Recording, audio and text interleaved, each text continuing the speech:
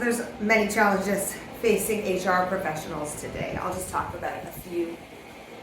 One of them is, there has been lots of talk about the Great Resignation and quiet quitting.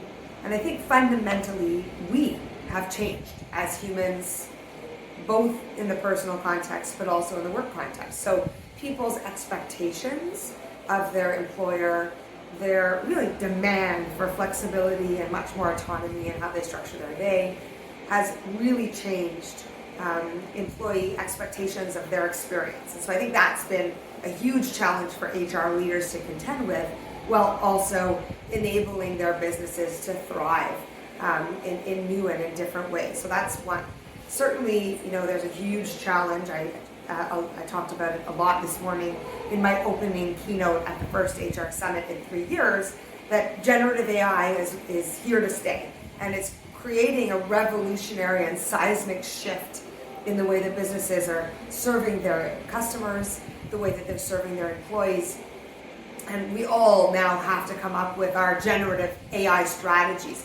We wouldn't even said those words 3 years ago. So that is a huge new challenge. And of course, from my perspective, and an issue I'm very passionate about, equity. On the equity front, there have never been higher expectations. The world has changed for the better in this regard.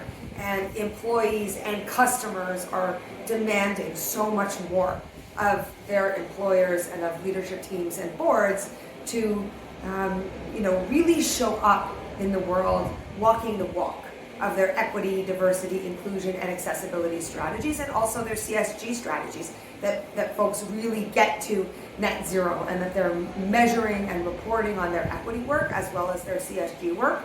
And that sort of purpose in business has never been more at the forefront than it is today. So those are just a few of the challenges, alongside, of course, many people are working at home still, and how do we engage our hybrid workforce and really take it to the future, being really well prepared for any future pandemics or other related global crises and recessions.